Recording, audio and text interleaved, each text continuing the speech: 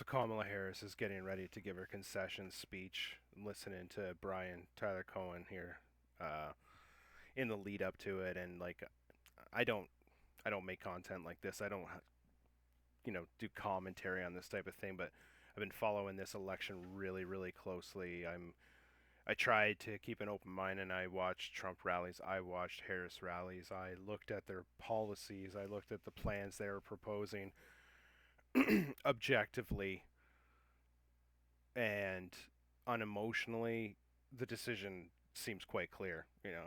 Logically, it's hard for me to understand why you would choose Donald Trump over Kamala Harris if you are fully appraised of the facts and the information. But I hear Brian. He's talking right now about the right wing media machine propaganda. I mean, this isn't new. Propaganda and twisting people's worldview, their vision of is this is not new. Propaganda like this goes back as long as there's been people, and we live in an age now where we see the most advanced propaganda systems through social media and the media.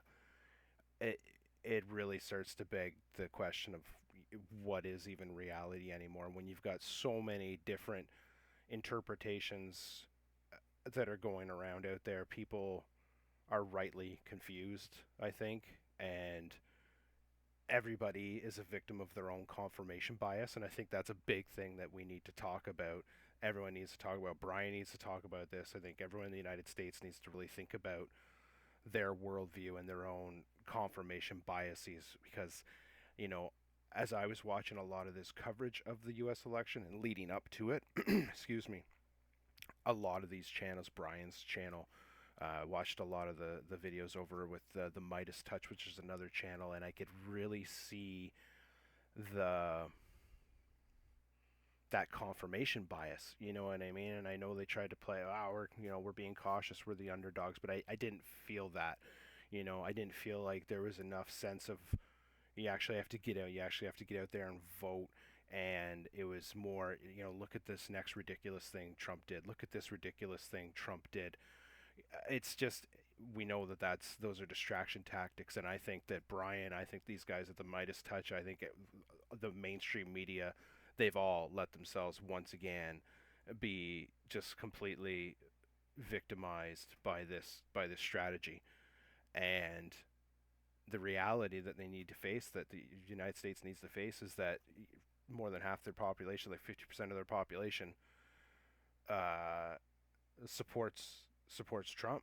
So I mean, any kind of political campaign, this is why you see such polarization, is because you're not acknowledging, the Democratic side is not properly acknowledging the grievances and what's going on with these other people. You have a growing divide in your country, and you want to keep pressing forward with this sort of progressive way, but you're leaving those people behind. These people that maybe they're slower to come around, they're not as quick to change, and they're put off by what they're hearing about immigration, and they're put off by everything they're seeing in the world, and they're not as progressive as you, so they lag behind. And they start to lag behind further and further, and you keep trying to push further and further ahead, and you just create a larger and larger divide between your people.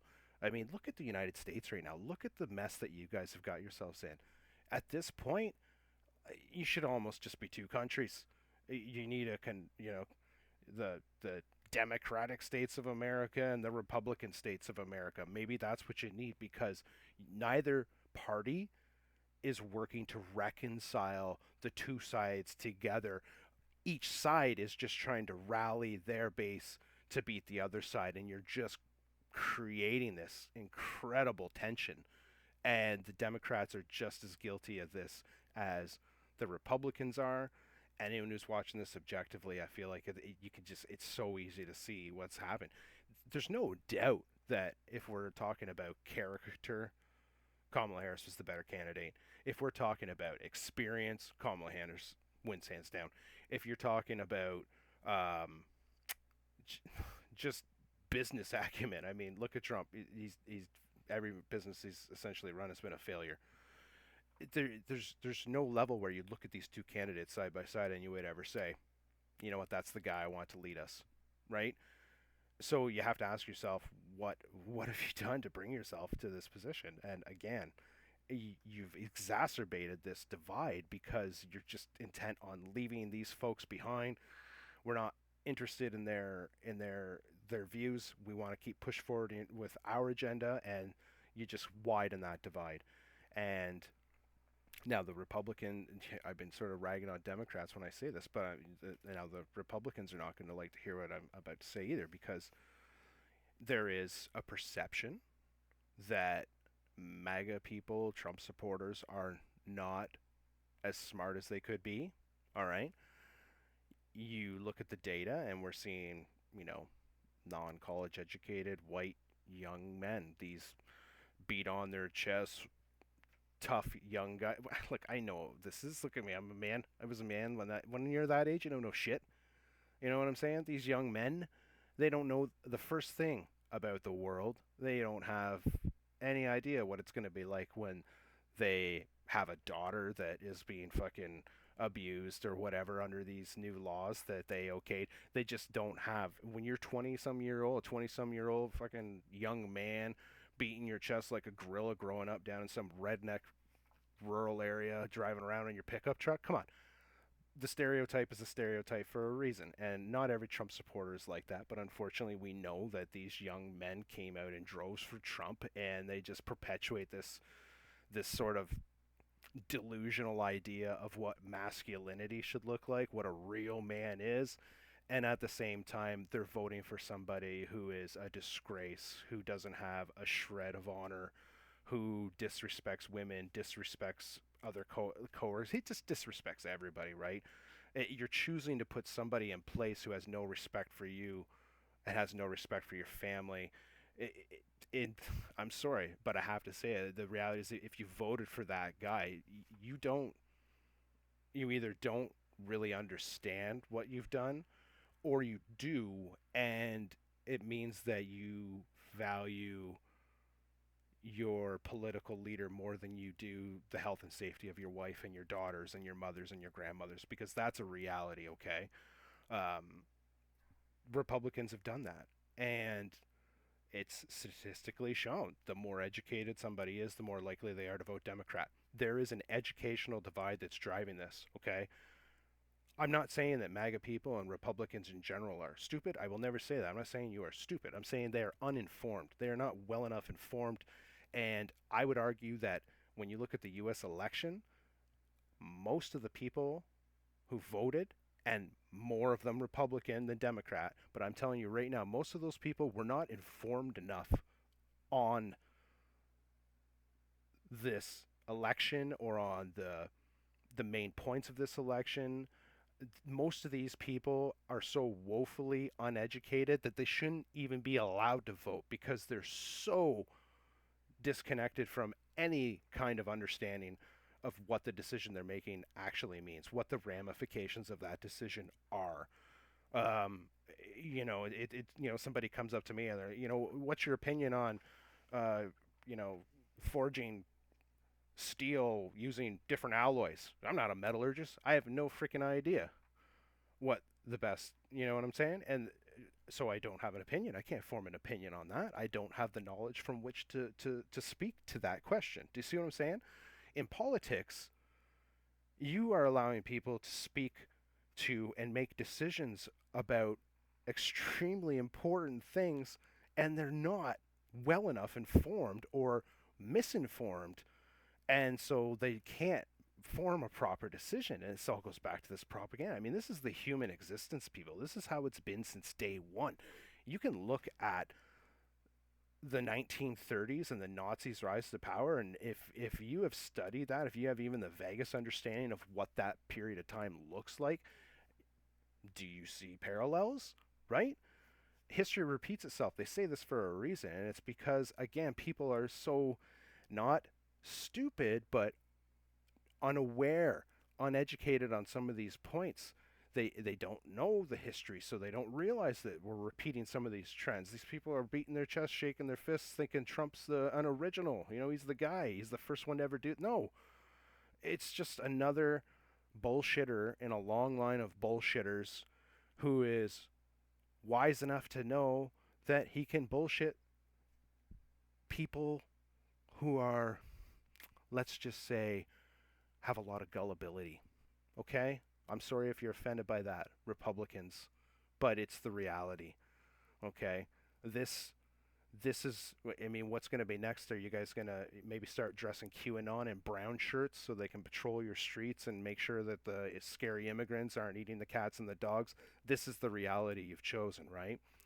And who knows what kind of deals this guy's going to make with Russia and China.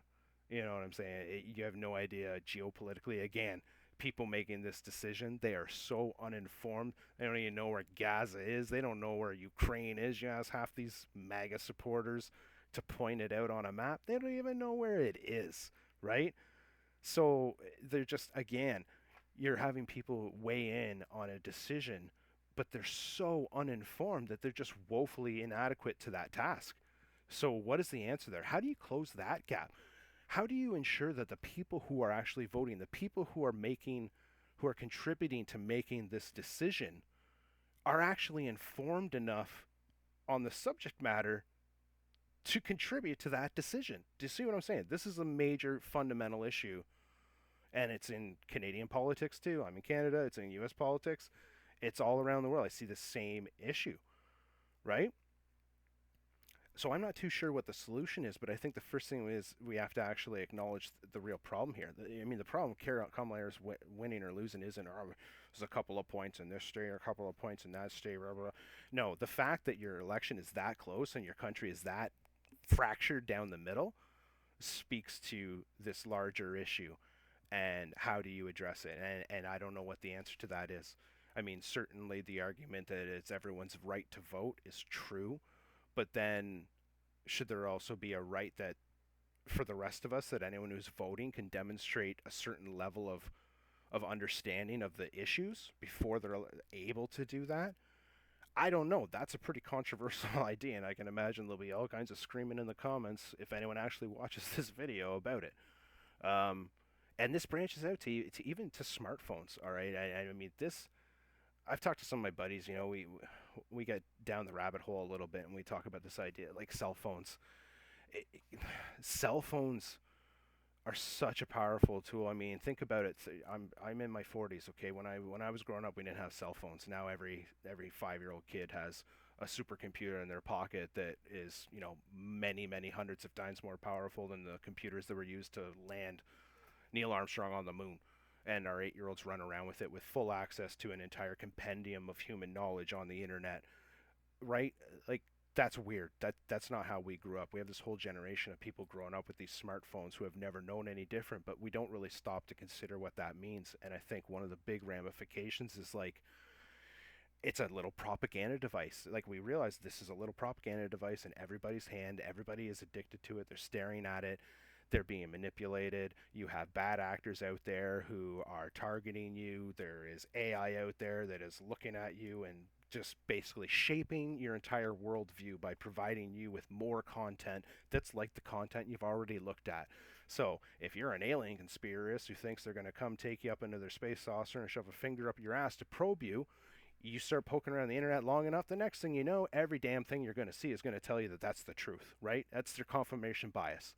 Okay, internet and AI, that's all it does. It plays into your confirmation bias, and of course people love that. They're like, oh, geez, I knew it all along. I was right. It makes them feel safe. It makes them feel good because the reality is none of us know what the fuck is going on in this world, right? We're here. We're born. We're looking around. We're like, holy shit, there's all kinds of craziness going on. No one fucking knows anything, right? And here we are. So it's just a huge freaking gong show. And you've just got these people who are woefully just not able to rise to the task. And to get back to my point with the cell phones, it's the same with vote. Like, maybe young people shouldn't be able to have smartphones. Maybe having a full smartphone is something we treat like operating a motor vehicle. I mean, it could be just as dangerous, right? Maybe you have to have a license to have a full smartphone. Maybe an 8-year-old kid, all they really need is a basic phone with a calculator, so they can go to school, they can do their schoolwork, and they can phone for an emergency if there's an emergency. Like, these are conversations that I think we need to have. I'm not suggesting that I've got all the answers and these are what you need to do. Just implement these policies and Bob's your fucking uncle. No, but what I'm saying is it really a good idea to have, uh, you know, a person who is very young, very impressionable, who doesn't really maybe realize that all the information they're seeing is not necessarily true or real, and then being aggressively targeted, these kids being aggressively targeted by AI algorithms that are just going to show them more and more and more data to stroke the confirmation bias. And here we are, like I said at the start, in this world of many realities. My reality, your reality, Jim Bob's freaking reality. Who friggin' knows? And there's no. You get to the point where people just can't agree on anything, and then you, I mean, you're gonna end up with a war. You know what I mean? You're gonna end up with another American Civil War, something ridiculous like that. I don't know. Like I said, this is unscripted. This is just a rant. I've never done anything like this, but I find it really, really frustrating because I do, to succinctly state my point, the divide. You have to address the divide in your country. If I was running for president, if they had dropped Joe Biden and said, "Hey, you be the Democratic nominee," okay? And how would you go about that? I would start it by trying to close that divide with these these Trump supporters, and it may be to some people distasteful. You look at them, their boisterous behavior and whatnot, and but the reality is, you're not going to be able to truly win, and America is not going to be able to truly be great again until you have a leader who can close that divide. And a big driver of that divide is education. You, of course, if you're well read and you've gone to school and you have a white or a blue collar job, blah blah blah, you're far more likely to go Democrat. I get that. And if you're, if you just dropped out of college and you're can't get a job and you're broke all the time and everywhere you look is a bunch of people doing fentanyl and meth, your view is radically different, right? And so you can't really begin to solve any of these problems as a candidate by preaching to the left or just preaching to the right.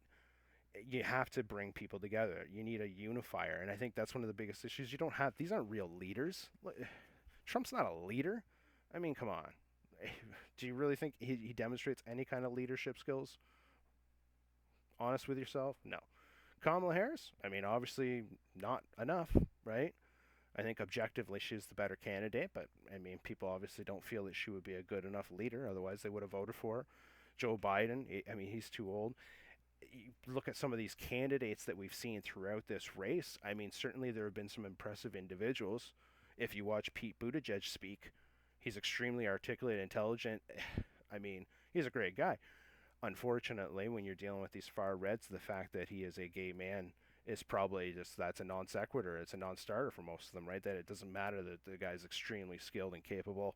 He's off the table. So, yeah, you've got there's some great examples of leaders that I've seen. Ben Shapiro from Pennsylvania certainly presented himself very well. He seemed very smart. He could be a good leader. There's people there that could lead, but this is what you've got. You know, you've got Donald Trump for another 4 years. He's probably going to assign another Supreme Court justice. I suspect he's going to try to create some kind of a dynasty because he's going to want one of his kids to take over for him, right? Um, if he does, if something, God forbid, something happens, if he passes away, he gets sick, he has a heart attack, a stroke, J.D. Vance is going to be your president. Did you think about that? Did you? Right?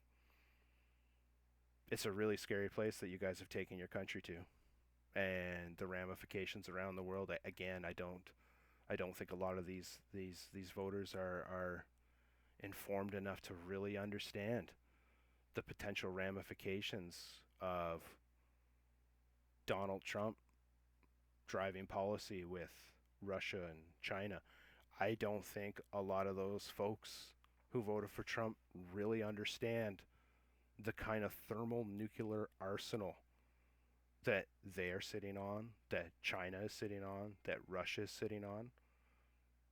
Are they aware that there's nuclear submarines right now, both US, Russian, and Chinese, circling each other's lands with dozens of Trident and equivalent nuclear warheads loaded?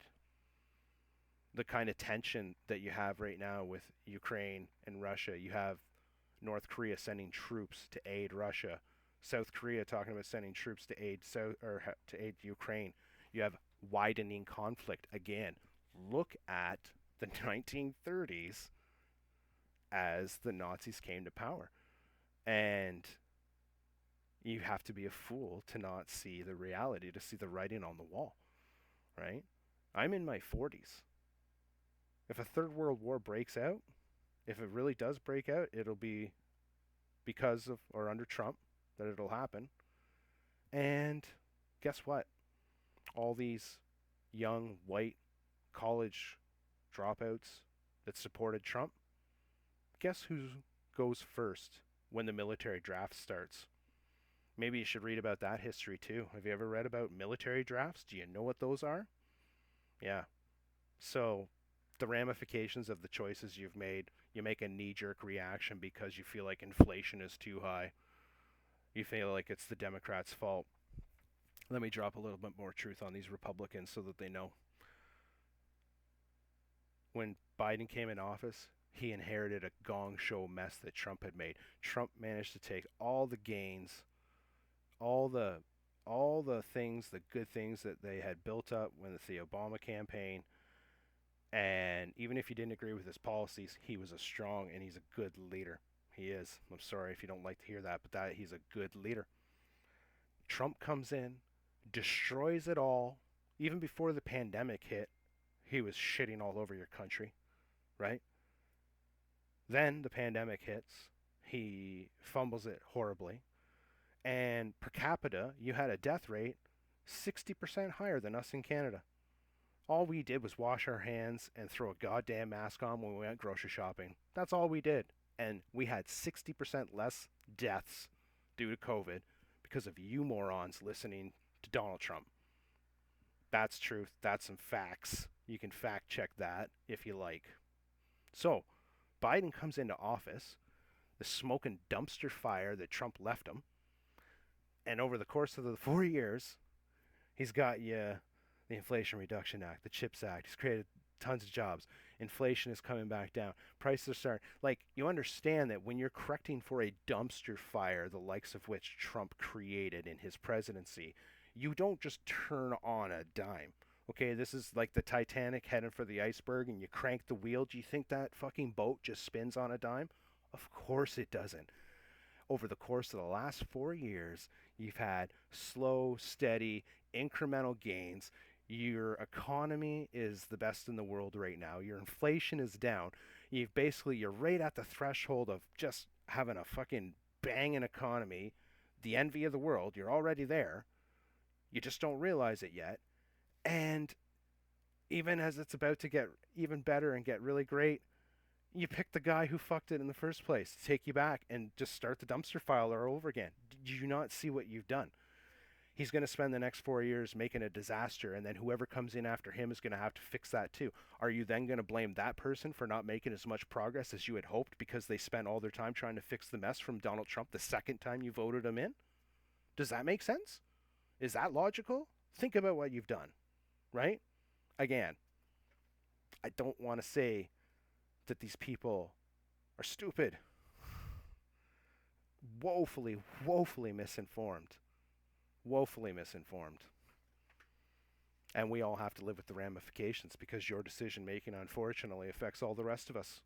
Because the United States is the United States. You're the big dog, right? We all have to deal with you. Well, that being the case, let me just say this. Do a better job, all right?